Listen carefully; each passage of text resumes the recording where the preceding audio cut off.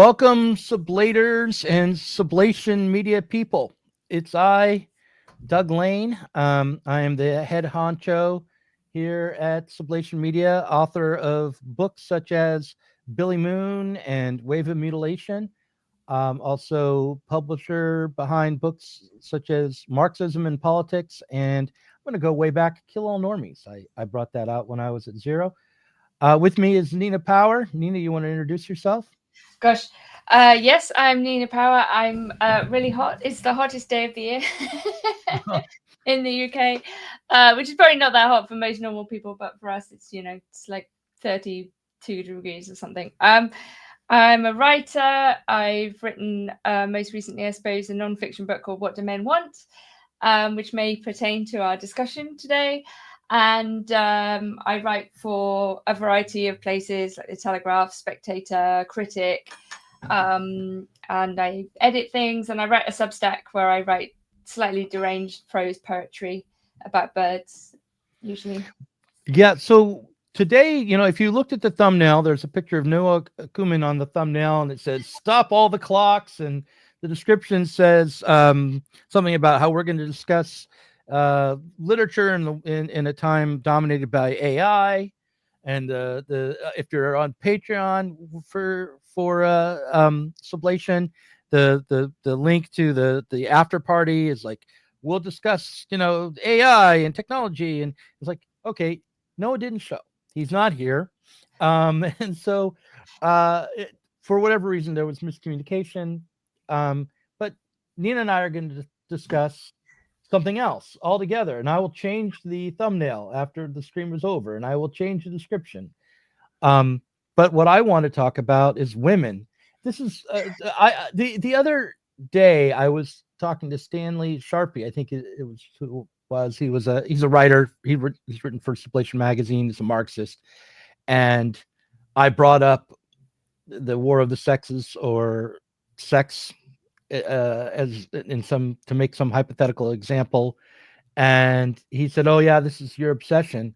This is like half the time. This is what you talk about."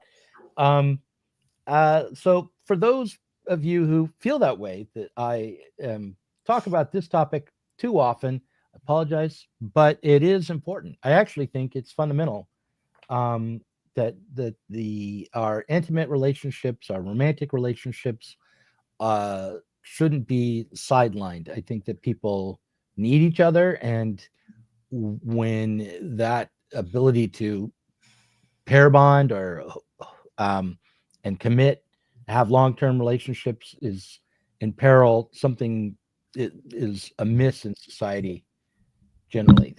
That this isn't a small trivial topic. But so now this is my question for you, Nina. The other day I discovered on a channel called Base Camp with Simone and Malcolm Collins that new research reveals how female arousal actually works, and it turns out that they're all into BDSM.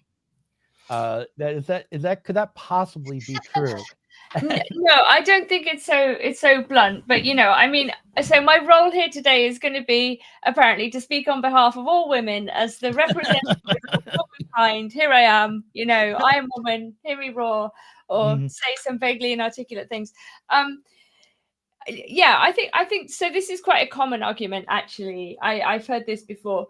I suppose one thing maybe to point out that's obvious is that the men and women are obviously different. They are, I think this difference is very important. We've had a whole kind of series of ways of trying to downplay those differences, partly through liberalism, various ideas of equality. We sort of move from merely formal equality or questions of representation to a kind of sort of stranger, deeper sense of equality, where people were sort of kind of keen to play down the differences between men and women. But I think those differences are absolutely fundamental, and we pretend they don't exist at our peril, right? So I'm a very strong public defender of the reality of sexual difference, and I'm not alone in this. And I'm close to writers like Mary Harrington and Louise Perry, both of whom have been very forthright and well read in sort of defending sexual difference, right? So I think that when we're talking about equality, yes, we might want there to be equality in certain ways, but fundamentally, like we are, we're the same species, but the differences that stem from our biological reality, I think, are very profound, right? So I think one of the obvious differences we would point to is the relative strength of men and women, right? So men are stronger than women. This is just a fact. We might not like it. We can obviously train and get really strong. There's nothing, stopping anyone being the fittest, strongest version of themselves. But on balance, a man is going to be able to easily outrun a woman, sort of dominate her physically, and all of those sorts of things, right? So I think this is something that we know, right, and it's manifestly just true. And it's interesting if you look back to some of the kind of second wave feminist arguments. There's an interesting book called Loving to Survive, which discusses heterosexual relationships as a form of Stockholm syndrome, in which women identify with their captors, i.e. men. It's quite an extreme argument, but it's interesting to sort of dwell on for a second, because one of their claims is really that heterosexual women make a kind of compact or a kind of agreement, whether it's ever articulated or not, with a male partner, with the knowledge that this male partner could physically overwhelm them at any point, right? To the extent of harming them or even killing them, right? And we know that's possible, as a sort of protection measure against other men in general, right? So the idea would be, you're with this guy and he'll protect you in the event of any unpleasant encounter. So women do know, right, whether they articulate it or not, that men are stronger than them, including men that they love, and that they want to be with. And I think one way of sort of dealing with the possible horror of that dynamic, or the danger of that dynamic, is to very slightly libidinize it, right? So it's a way of kind of dealing with that fact, which in its rawness is potentially a bit disturbing if you think about it too much. I think this is why women tend to like things like true crime, and often things which are quite gory and often involve things like women being murdered and this kind of thing, that kind of cultural product. And at its extreme, you have this idea of hybristophilia. Have you heard of this?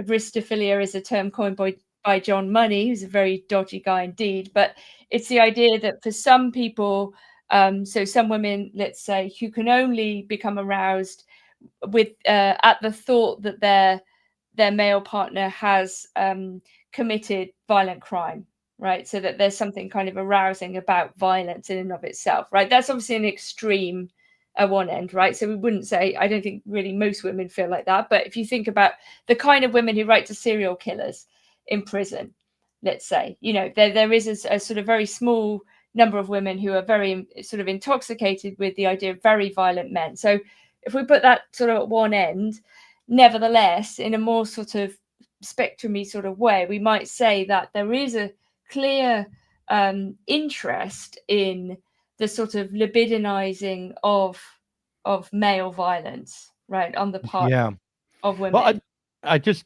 immediately thought about two famous cases. One is Charles Manson, who received many love letters while he was in prison, and even married a 20-something-year-old woman in his final years, who would come to visit him in prison, and they got married. And then the other example is more current. It's Luigi Mangione, and he's become or for a moment, I don't know how long his star will continue to shine, but he became an icon and a sex symbol on the left. But overall, I think after he brutally murdered the CEO of United Healthcare. At the back, by the way, which is not a very honourable way to do it. No, leaving aside the morality of the act overall. But yes, I mean, he because he's good looking, I mean, if he was unattractive, I don't think anyone would be hero worshipping him. It reminded me of those bombers, that were featured on the cover of Rolling Stone maybe 10, 12 years ago. The Boston Marathon bomber, right? Exactly. Yeah, exactly. They were sort of similarly Mangione in that way. But I think to go back to the point about women and men in this regard, so I can totally understand why there is a sort of tendency for women to slightly eroticize, or in some cases extremely eroticize, male violence, because it's a sort of something but you can't necessarily always articulate, and you might want to develop coping mechanisms, right, to deal with this evident fact, even in an age of equality and so on. So I don't think that means that sort of all women are interested in violent sex or domination, in an extreme way. But I think there might be a place for sort of, playing with that a little bit, I think. Well, And but I want to do my play devil's advocate for a second and just be very kind of the standard liberal here for a moment and say, okay, what you're describing is based on human biology and evolution under conditions of like a state of nature. We have been living within various civilizations for quite a long time now, and it would seem to me that the cultural side of our life would mitigate against not necessarily this libidinalization of male domination entirely, but at least it would that would only partially explain this, and that and also that there are other values and other ways to libidinalize your relationship beyond this. Sure. I mean, I think one of the interesting questions, as you say, we're deeply cultured and civilized in some ways, whatever we mean by civilization. But yeah, liberal culture would tend to play down those differences, would tend to suggest that we live in a largely violence-free world, and so on and so forth. And men and women have achieved equality in the workplace, and there's this kind of making proximate of men and women, and that's more important. And it is an interesting question in an era, in the computer age, whatever we want to call it, because what does it mean to be an alpha male, right? Is the alpha the most violent man who tends to end up in prison, right? And is, okay, maybe he gets some love letters, if he's particularly famous, but actually being extremely alpha in the purely physical sense is not actually very useful culturally, because you're an extreme outlier. Actually, if you're just violent, that's not actually very good. Would we say an alpha male is the richest man, right? A lot of rich men are now tech men. They're nerds in a way, right? So you have this ongoing story, which people have been telling since the 80s, really, like the revenge of the nerds. As we shift from a kind of post-industrial world, then you don't need physical strength so much. We've closed down those industries in the West largely, right? So now we've got a kind of computer age and service industries, and the men who've got the money, right? And think about, I don't know, Musk's sort of bizarre IVF harem or whatever he's doing. There is a sort of Genghis Khan with a laptop mentality of this kind of thing. Very strange, but whatever, or Jeff Bezos just got married and it cost £9 trillion or something like that, right? And I suppose the idea would be that men who are not necessarily physically prepossessing, they're not particularly good looking, they're not particularly physically strong, but they have social dominance because they have power and money, right? You don't find Elon Musk sexy, Nina? You don't think he's good looking? I mean, he's not bad looking, but he's a bit strange looking, I suppose. Yeah, I suppose so. I mean, but you know what I mean? As a general tendency, right? Like these kind of the very, I don't know, Jeff Bezos, Bill Gates, these are not sort of, class A physical specimens. And sure, absolutely. Why would they be? They're kind of tech guys. They're nerdy, they spend their time on the computer. So, and we might say that these are alpha as well, insofar as they have power and money and influence, and they can, in a way, afford to attract, high class women or whatever. I don't know. I mean, it depends on your values, of course, like what any of this means, right? I mean, I personally, I'm sure for most people these things are not that interesting, right? Like, you don't fall in love with somebody because they've got money. That wouldn't actually be the reason why you would fall in love with somebody, one would hope. And I think for most people that's still true. And I think falling in love with someone is actually very obscure sometimes, and this is a cause of much pain, because you can't really create a sort of set of rules, even though many people have tried. Think about that whole phenomena of the game and pickup artistry, and there's millions of people out there telling you how to get a woman, and if you just do that, and then if you say a nasty thing but then a nice thing, you'll create some sort of weird feeling. There's millions of people telling you how you might do that. But I think for all the attempt to systematize these things, they remain remarkably obscure, insofar as like one, if I think about why I fell in love with my husband, it would be to do with things like his gestures, the way he walks. I mean, these are like very, very strange things that you can't really do anything about, right? You couldn't sort of consciously do anything different, right? I mean, you could maybe try, if you were on the first few dates, to kind of create a image of yourself as a particular kind of person, but inevitably that parts of the real you would come across whether you wanted them to or not, right? You can't control how you're perceived, right? And I think the things that we like about other people, or love are really obscure. And this is a pain. This makes it very difficult. There's also all these other things going on to do with like chemical attraction, that we also can't control. Sometimes we're attracted to people in these kind of subconscious ways, and I think there's lots of work on that.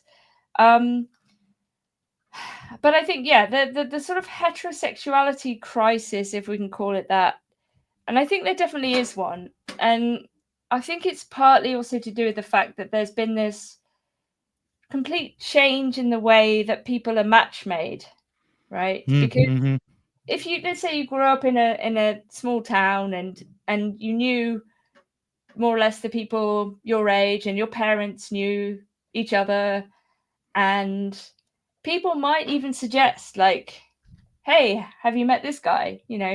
He's a nice chap. And there might be a bit of kind of social engineering done in that way by older people who would maybe see something that you don't even, this guy's a stable guy, he's serious, he's funny, do you know what I mean? And now you've got this kind of infinite playground with the apps, which is causing, I mean, clearly huge problems, because people are thinking, oh, maybe there might be someone better, the grass is always greener. You don't have a closed world anymore.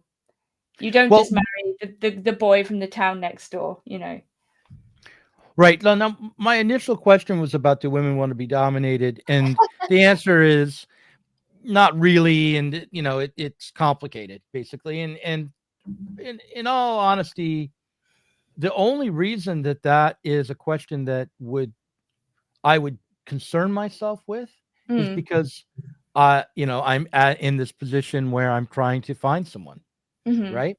And therefore, I want to be the kind of person that they will like. And so I want to figure it out, right? But in all of this talk about like the game or pickup artistry, what is that about? It's not about love. It's about scoring. And here's the piece of the puzzle I think we should all remind ourselves of. At least this is what I think is true, which is that when you have sex with someone, you are being intimate with them.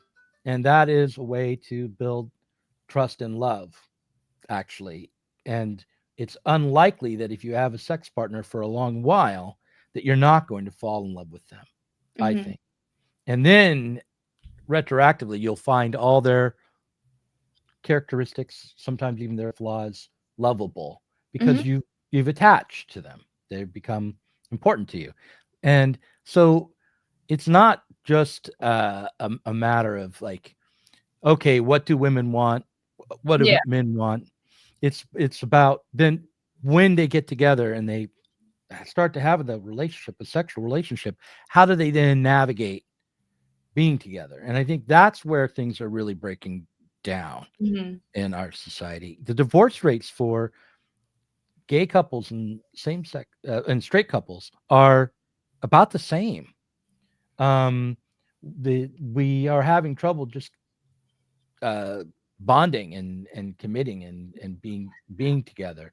I mean, Uh, yeah. I mean, some of that is definitely down to a kind of post-Christian liberal individualism, right? I mean, if you think that marriage is a holy sacrament and you get married before God, and if you're a Catholic, then divorce is you know a terrible thing to do. You shouldn't divorce, in fact.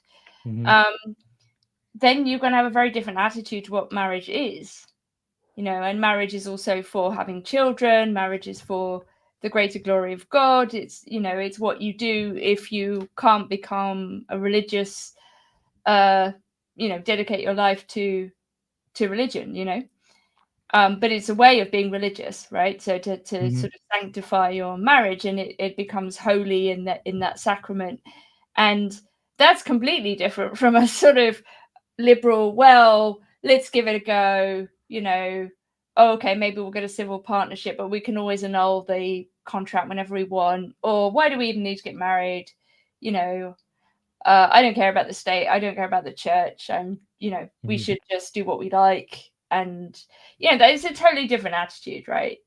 mhm, So there's nothing else bonding people other than their desire to be together. That might be enough, by the way. I'm not saying that, the only way to stay with someone is to marry them in some formal religious sense. But I'm saying without that, then actually it puts a lot more pressure on the relationship, bizarrely, because you have to affirm constantly that the really the reason why you're with this person is because you want to be with them every day, and there's no other reason than that, holding you together. mhm, That might be enough.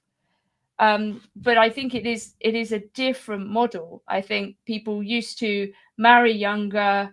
They would work on the marriage more if it was had a bad time. But divorce was largely not really an option for most people. We might say that's a bad thing. Clearly, divorce laws were brought in because people were trapped in loveless, abusive marriages, right? So I'm not saying that, by the way, that there's one way and that's the only good way. But I'm saying if you take out some of the religious aspects, then you are left with something more like a kind of contract or a kind mhm, of existential pledge. um and if, say, you don't have children, I mean, children obviously bind people together as well, but then again, also, of course, people get divorced who have children. mhm, um not always with great consequences for the children. Sometimes people suffer terribly because of divorce. mhm. Um, and yeah, so it's kind of, I guess the question could easily arise, like, why am I with you, or as opposed to anyone else, or on my being on my own? What's so great about being with this other random person? Well, I recently put out a video about the 9/11 memorial, Okay. which which and it was about how, and part of it was about how we trivialize our own lives and our relationships, and also we trivialize the concept of lost love. That was a part of Okay. the video, because I was kind of meditating on melancholia and mourning and using Mhm. Freud's Oh, yeah, yeah. model. Great. So, and in that he explicitly talks about a betrothed girl who is jilted and how Yeah. she may or may not be able to mourn, and if she can understand what she's lost Hmm. and work through the loss and fully incorporate the loss into herself, she will be able to mourn if she Yeah. fails to be able to consciously reflect upon the loss and work through its meaning, she'll enter a state of melancholia. And I think we overall in our culture tend to push ourselves towards melancholia, never fully accepting our losses. So Mm. on the level of uh, marriages or just committed romantic relationships, what we forget is that what we're gaining out of those relationships in themselves. It's not merely a matter of day by day Mhm. having your comforts and needs met, but it's also about creating your own life and history and making a life that has a kind of meaning, and that being committed to the people in your life is a way to hold on to that meaning.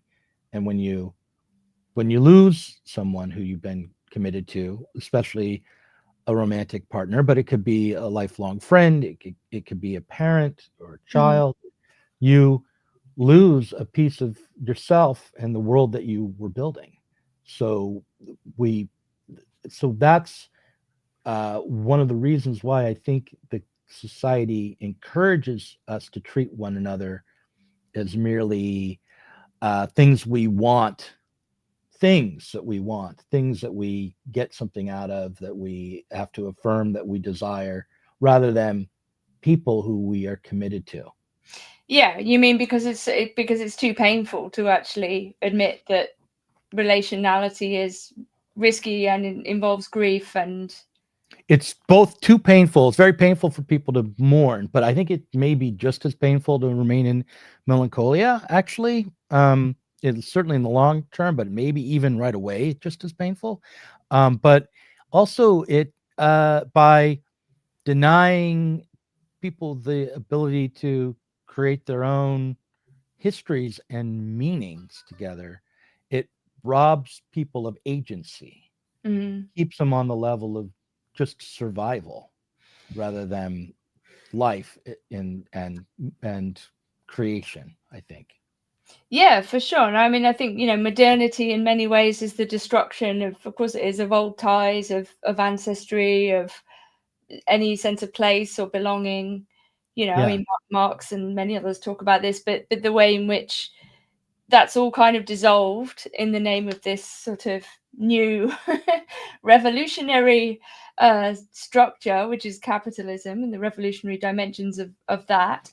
Mhm. The way in which those kind of old ties are, yeah, just sort of crumbled and rendered less meaningful. I mean, of course, people still hang on to them, but it's very transformed. I mean, we have to say that the kind of liberal individual, the person who can sell his or her labor power, who, you know, is perhaps deracinated. I don't live where my parents live. I mean, I don't live that far from them either, but I left at 18. I see them sometimes, but I didn't stay where I grew up. My brother did, however, and he has a life where we grew up, and he's much more embedded, if you see what I mean, has much Mhm. more ties to where we grew up. Mhm. But then my parents weren't born in the place that we grew up, if you see what I mean. So Mhm. they were relative newcomers. Um, so people are constantly trying to make new, or they do make new social ties and new bonds, but we've lost some of those old bonds. Mhm. Um, for sure. And I think things are like difficult, like when a friend dies, there's a very particular form of grief, which isn't really as recognized as we might think. It's not actually a hugely discussed cultural thing. Mhm. I think grief in general has been medicalized, kind of buried. It's unpleasant. We don't want to waste our time with people who are in melancholy or grief or suffering, because we have no Mhm. duty. We have no bonds of duty, right? Right. Well, we do have some bonds of duty left, right? You have bonds of duty to your children, um, Hopefully. and and to your parents, Yes. um, and and really even to friends and to lovers, or husbands or girlfriends or boyfriends or wives. there are bonds of duty there, but they're easily broken. Right. Um, I mean, if you're a Christian and you follow the Ten Commandments, honor thy father and thy mother is a commandment, right? This is something mhm. you cannot break on pain of not being a Christian. If you see what I mean, it's a very Yeah. serious command, and it applies even in situations where your parents have been terrible to you. You have a duty to them, regardless of who they are or what they've done. And Hmm. I see a lot of people sort of saying, "Oh, I've cut my mother off because she's toxic or whatever." You get a lot of that for my own uh, peace of mind or whatever. And again, I'm not saying that some people don't behave appallingly. Clearly, people do. That's what Hmm. people sometimes do, and who they sometimes are. But I think there is this kind of, once you've severed that kind of Christian sense of duty, then the duties we have are ones that we choose to take on for ourselves. I mean, I agree that I was discussing this with Benjamin Studebaker recently. He was talking about Hobbes, and I was saying, well, I think most parents would sacrifice themselves for their children, right? I think that's still true. That has to be the case. I think that's manifestly true, um, which kind of points to something other than a sort of selfish liberal individualism, right? We, of course, Right. we would die for our children, and but then you hear things like, oh, grandparents now deciding that because their child had a kid, so their grandkids, um, that was their choice, right? The language of choice has infected even those things, those kind of normal human behaviors like having a child.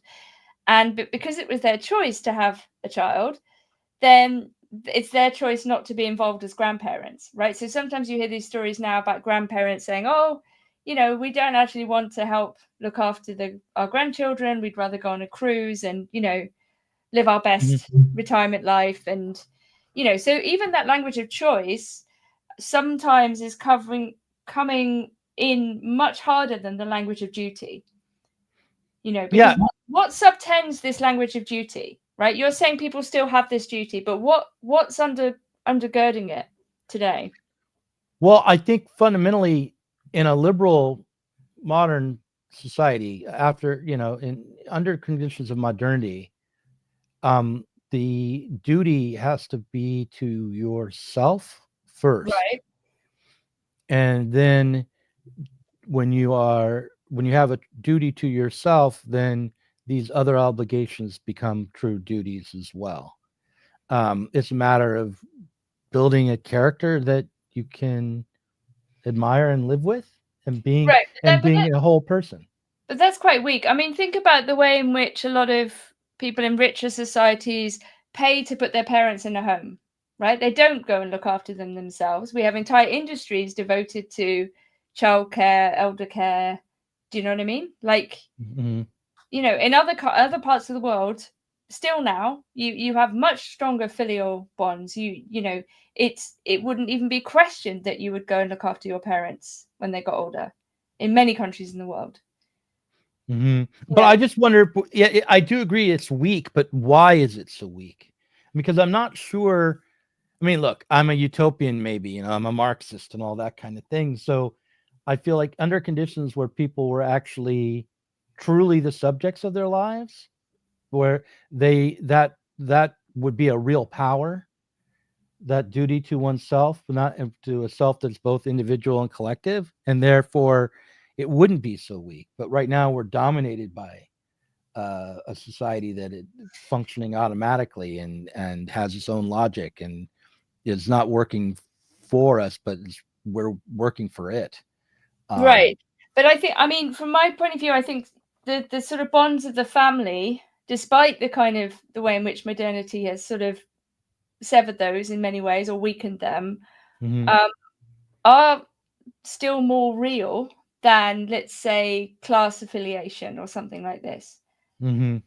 I Right. No, I totally agree that right now, yeah, for sure, and class affiliation now is hardly even understood because right. it's not lived out. It doesn't have a power in the world.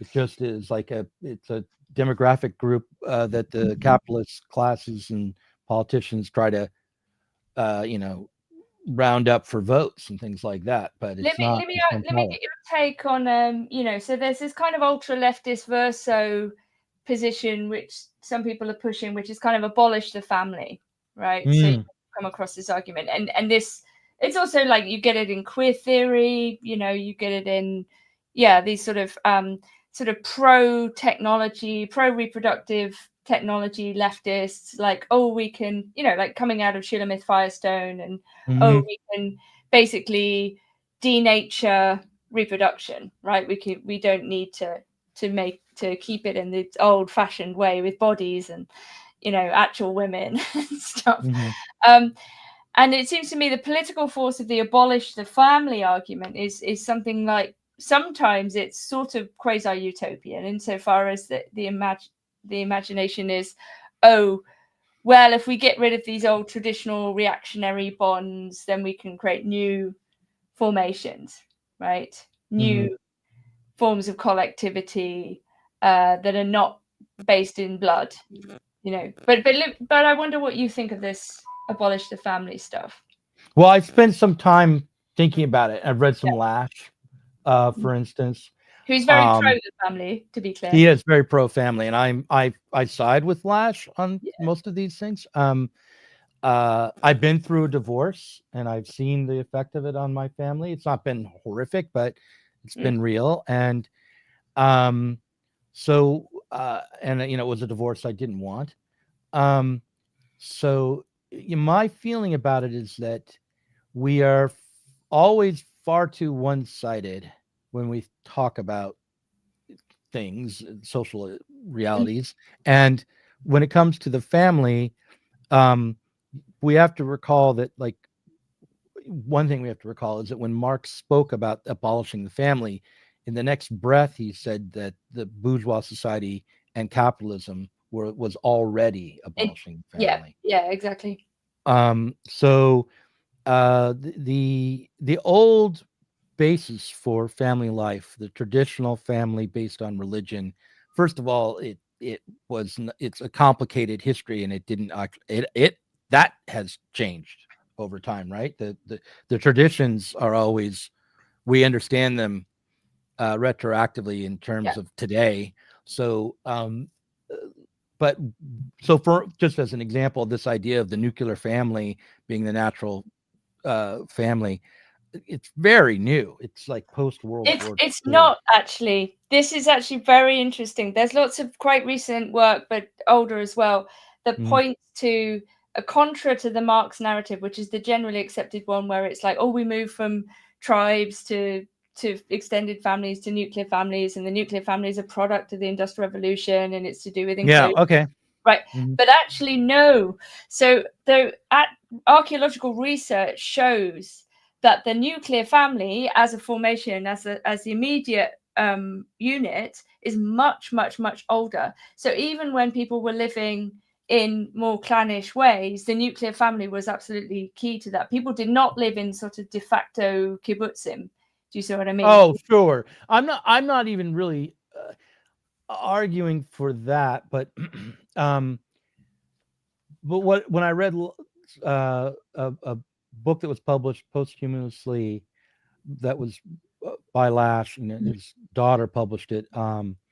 And he made the point that the way in which we understand the struggle of women is conditioned by the Industrial Revolution, Mm-hmm. and the nuclear family as we understand it, uh, you know, as connected like to the suburbs or Levittown and isolation. That there were family units of husband and wife and children, but Mm-hmm. they were embedded in communities of domestic work as well as public work, and that changed women's roles. They would do real communal work domestically that provided for more than just their own Mm-hmm. nuclear family, say. So I'm not arguing, and I'm not an anthropologist or even an historian, so I'm going to just keep it at a sketch level. I'm just saying that our conception of the nuclear family, or of the family, is conditioned by let's say the post-war conditions. Sure. And I think what we can see there is the kind of, incursion of the market into every aspect of Right. previously private life, for sure, Yeah. right? You can outsource cleaning, cooking, childcare, everything. And that is clearly partly a function, if we think back to sort of pre-capitalist modes of production where people are making things in the house, maybe women are doing sort of piecework in the house, and and actually oftentimes men were working from home, and it's actually at a certain point that they go out to the workplace. And then now you have the dual income model, which is sort of the capitalism's way of profiting off of the desire for economic emancipation on the part of women, right? Okay, sure, you want to work, right? Now you both have to work. It's become a necessity. Well, we'll abolish the family wage then. So yeah, sure. I in that sense, I think that's right. So what we're talking about is a kind of hollowed out potentially unit which lacks the kind of power and force, not to mention the kind of expansion of the state, right? Like the I think the state, but just to go back to the kind of abolish the family thing, which, because it is a leftist, it's positioned as a leftist argument, right? These people think that they're on the left, the abolish the family people. I mean, I don't think they are. I think there's something else, but I just want to get your take, because it's kind of an interesting question. I'm not for abolishing the family, but I do think that we have already created a new foundation for the family and for our romantic lives. In fact, the fact that we even talk about the family and the romance between a man and a woman in the same breath is, I think, a product of the change. My ex once took me, not my ex-wife, my ex-girlfriend took me to see Room with a View. Have you ever seen this movie or No, I read the read book? the novel a Oh long time yeah, ago. okay. Yeah, okay. So you've read the novel. Better yet, right? But I saw the movie, being an ugly American, and I found it really moving and kind of uh liberating, and it kind of, I thought, oh, this very easily fits into my politics, because it's the story of a woman who is liberated by her love for a man and his love for her at a time when the old aristocracy is in crisis, and her own family's power is dwindling, and the the possibility of an arranged marriage based on factors other than her own desire and feelings and love is pressing down on her. In fact, it feels to her like a responsibility and a duty to abide by the conditions that she's found herself in. But instead, she meets this man who's kind of a free spirit. He's like the male version of a manic pixie dream girl. And and and she's broken free from those conditions, and they find one another. And that is like a foundational myth of contemporary modern family Absolutely. life. Yeah. I mean, we've made an idol of love in this sense, the idea of the love marriage. I mean, Mary Harrington has this great line where slogan, she says, abolish big romance. She thinks I'm it's, see now this is where I'm a reactionary. I'm totally for big romance. I'm like well, that doesn't I make you totally reactionary. That makes you a kind of liberal bohemian. Like the romantic myth is, I would say, it's also a capitalist myth. I mean, this is like Mm, the myth mm, of individualism in a way is, oh, you will meet your kindred individual spirit and you will marry for love. And I'm not saying right. people shouldn't marry for love. We would hope that that's what's going on. But Mm, but I think the abolish big romance idea would be to say, well, partly the commodification, the kind of veneration of love, which actually makes it very difficult, I think, for people if they feel like they fall short. You know what I mean? Like, actually setting up love as this kind of golden calf is very painful, actually. And the reality of being married to someone or whatever is not, constant romance. It would be insane if it was. You know what I mean? I think. right. No, I agree, but the romance then becomes this commitment to the person who you've been intimate with and found in through love, and then like taking up all their flaws and all the difficulties Yeah. as a part of that love, instead of because then it's not about just you and what you want. It's about commitment to the relationship, and to the fact of the history that you have with that person.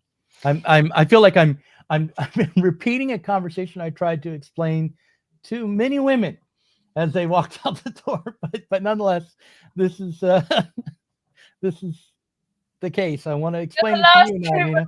romantic, Dad. No one understands your Yeah, romantic soul. Chris Catrone is the last Marxist. I'm the last romantic, maybe. Anyhow, so Well, but what do you? it is interesting. I think there is a kind of romantic revival in the literary sense at the moment, which I think is great, actually. Because partly as a reaction to the commodification, the apps, the kind of horror of the algorithm, and the sort of the kind of safe life, the sort of bureaucratized life. There is a rebellion against this, and like, thank goodness, right? Because that fully I don't know how to put it, that sort of spreadsheet life is abhorrent, rather courtly love, rather no one ever met and just wrote romantic poetry, or Dante's love for Beatrice, rather that than than the spreadsheet love. So I think the romantic, no, I agree, but it's very complicated, isn't it? Because there's something wild about that as well, which is, makes for great art and great literature, great poetry, great music. The all of the romance, and especially unrequited love or heartbreak. We produce some of the most, humanity has produced some of the most beautiful works of art in this state of being. And I was reading through this short thing I wrote a few years ago called Platforms, which is a very weird love letter, essentially. I don't know if you've seen it, but it's like, I wrote it to someone I was in unrequited love with, and unrequited love is one of the most painful feelings or positions or set of emotions or whatever struggles that one can go through. I mean, it's so painful, unrequited love, and I think it's sort of weirdly productive. I hate that word, but it weirdly also creates, because you're so sort of lacking something, right? You're just pure lack at this point, and you're like, why doesn't he love me? Can't he see that I love him? And this is very psychoanalytic, giving something you don't have to someone who doesn't want it, that classic Lacanian statement. And it is, it causes all of this sort of soul searching and turmoil and pain and suffering, and you lose weight, you look quite good if you're like it's good for the weight, but it's a sleepless nights, oh, Yeah. No, just yeah. Tell me about it, Nina. But here's the thing that I want to raise, and this is my true complaint behind go on. the question about how women want to be dominated. The real complaint is that it seems to me that, okay, I'm going to say this in two ways. I'm going to start with not my real complaint, but if you go to these dating coaches, these men who want to teach men how to score, right? One of the things they tell you is to kill that romantic. Don't invest your heart in any of these relationships with women. Think of them as mechanisms that you can manipulate and control, and focus only on yourself and what your needs are. That's the advice of the dating coach, but it's also the advice of women's empowerment. Like, if you look at the end of the movie Barbie, like um the Barbie in that movie doesn't have a relationship with Ken, right? That's why she gets to be, that's how, one of the ways she's liberated. And at the end of the movie, she is like the Little Mermaid. The Little Mermaid gets human legs. Barbie gets a vagina at the end of the Barbie movie. And what does she do with it? She immediately takes it to the gynecologist. That's the end of the movie Barbie. So the movie Barbie is saying we are all separate individual little atoms that need to focus on our health and taking care of ourselves, and that's liberation. And it seems to me that that young men, or men who are young at heart, are still more likely to be caught up in these romantic mythologies than women are today. But perhaps this is my jaundiced view. What do you think?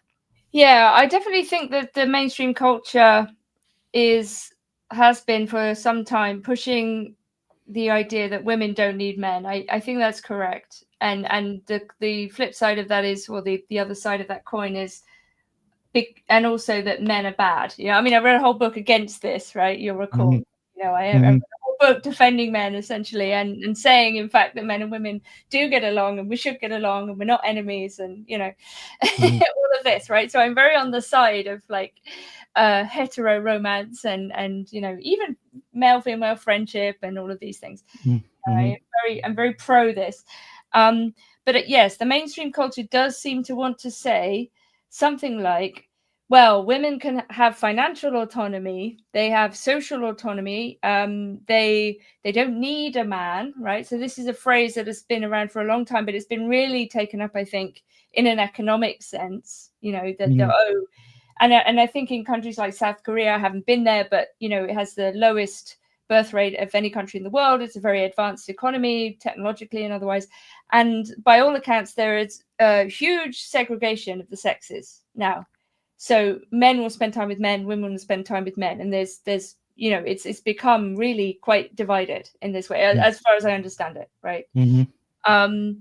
But we can sort of imagine this. We can see this happening a bit, right? So if you think about the incel thing, you think about kind of men who are basically cut out from romance. One of the other ways of putting this is like, usually we see like a small number of men are very successful with a lot of women, but a lot of men are not very successful with most women, right? Or all women. In some cases, this obviously leads to resentment and increasing alienation and separation. But I think it's definitely true that women have been sort of told, or like the code, or like whatever the ideology is, something like, oh, well, in history, you had to have got married because you needed to depend on a man in order to have somewhere to live, even, or let alone have children. But now you can have children without a man. Now you can have a job without a man. Now you can spend time with your girlfriends, going to spas, and you don't need a man. And in fact, men are also kind of rubbish. And I think this is terrible. I think this is tragic, in the sense that male female relationships of any kind, like friendship included, or work relations, or whatever, are like, can be playful and dialogic and interesting, and it's how to put it, it's a very selfish model of what it means to be a human being, right? It's total liberal individualism without relationality, and it sets up this thing where it's like, I don't trust men, like, I don't need to speak to men, I don't need to have any interaction with them at all, so there's not even basic civility anymore, right? In that sense, like, why even be nice to some random stranger? What does it matter? I think this has been a fascinating conversation. We're coming to the end of it here, but what I'm noticing is that as we talk, the differences between our points of view have nothing to do with our sex or gender. I'm the more lefty of the two of us, and that's where we have some friction, but we mostly agree about a lot of things, and so it lightens my heart to talk to you on that level. Good. To know that it's not a war of the sexes. No. So I just would want to point out again, go back to a room with a view, right? That liberalism and the Enlightenment and modernity, it's not founded upon this sort of atomized, truly alienated sets of relations that are completely dominated by the market, and where it's founded upon the idea of private property starting with yourself Mm-hmm. and your ability to create and produce for society. So responsibility for and from society. And that would include the people closest to you. So it is liberalism, you know, with Kant and Locke and those kinds of people it was not aimed at this narcissistic, atomized society. No, And and they still have God. I think the problem is when you get rid of like Locke without God is property. Like, you know, because right, the point is that you're in a way that your body, for example, is not yours. It belongs to God for Locke, actually. But if you just have Locke without God and you cut that bit out, then you just go, oh, it's mine. I can do what I like, you know. right. I always view that sort of as after the Reformation and after the Enlightenment, there's still God, but God is society. Yeah, sure. You know, so we are creating the path of our own divinity in relation to each other, free association with each other. Yeah. But I mean, you know, the society question, when does society become the state? You know, I mean, the British state is very dominant right now, and it's just saying we're gonna murder people if we just Right. pass those laws. No, I know. I'm not. I'm like talking about society and not the body of armed men who dominate it. Right. I'm so yes. Yeah. Yeah. And this is the other thing about abolishing the family. Just to return to Mhm. that, is that when the people who want to abolish the family inevitably end up advocating for increasing the power of the state. Yeah. I mean that, Completely. yeah, and that is no path forward for socialists. You know, the No. capitalist state is capital, and you are when you advocate for the abolishing of the family and in society, you're advocating for the increasing intrusive power of the administrative state. Yeah, I totally agree, because then all you're left with is like the lone individual and the state, and that's it. Like that's the only religion that lives. Right. You know, Yeah. I mean, I completely agree. I think these people are, yeah, basically just like techno statists masquerading as leftists. You know, I don't think they're left wing at all. I mean, I don't even know to what extent whether we would disagree politically, particularly. Hmm. Hmm. I mean, I think it's probably minor in some ways, but Yeah. yeah, I mean, I think, you know, I'm very The concerned. disagreement is about the role of religion, and I'm Sure. not I'm not even opposed to religion per se. I just have a real difficulty with it now. And I'll tell you what my difficulty with it is. I've been reading some of Philip Reif or Reif. This is Mhm. he wrote Yeah. a book about the triumph of the Yeah. therapeutic, and and he is an advocate for traditional religious values needing to be resuscitated and at the time when he was writing protected. Hmm. But he is an advocate for this not out of an actual personal faith, but for social reasons. I think both. Yeah. Well, Yeah. no, but he was not Christian. He was Jewish, and he was not a practicing Jew, as far as No, I know. I mean, I think one can hold both positions. Like one Oh, can, I see. Yeah, right. because I You think we, can you can hold both positions. Like Billy Graham held both yeah, positions, right? I think Um, because look, we live in the triumph of the therapeutic. You know, the therapeutic is the dominant ideological worldview, and mhm. everything is about safety and mental health, and you know, all of this, and everything is sort of spoken about in this way. And I think some of these sort of mental health claims are actually spiritual claims. You know, when people talk about being, you know, depressed and anxious and so on. I mean, there's a way of seeing those things spiritually as well as in the sort of social context. And I think if the only answer to all of those questions is therapeutic, that's bad. Like that we're never going to get people out of bad places, you know, because Yeah. that's the horizon. No, I respect this position. I just think that there's a fundamental contradiction in it because, uh, like, when you want to champion traditional religious faith and beliefs in service of a more coherent and harmonious society, you are actually undermining the divine. If there was truly a divine, then you would not need to justify faith to it on the basis of society. In fact, society could perish, and yeah, but the that's divine true. would But continue. I think that's true. But I think the point would be something like the secular is also religious, right? That the if you think about natural law, like we are a particular kind of being for whom some things are bad and some things are good, right? And some things are better than others, and there are better and worse ways of kind of living, including together, right? So Catholic social thought is operating, for example, at this level, right? Like, of course, we're in the world, we're in the world, but not of the world in that sense, right? But there are, clearly more harmonious ways of being together that sort of treat people with dignity and a certain kind of reverence which comes out of the Christian tradition, which are opposed to, let's say, the commodification, alienation, that kind of what liberalism ends up in, but it's a massive question. I mean, you've ended with a sort of huge. Yeah, we should talk about it. If maybe, hopefully, the next time we get together, the author won't show up and we can continue it again.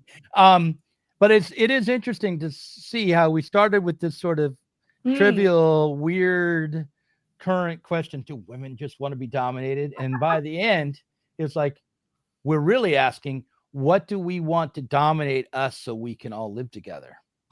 Do we need to return to God? Yeah, absolutely. Yeah. All right, listen, I'm gonna end it there, and thank you everyone for watching. There is going to be an after party. I'm not sure what we're going to discuss, but Nina, of course, you're welcome to join for as long as you can. And I'll see everybody in about 13 minutes there. And here's the intro, which is the same as the outro.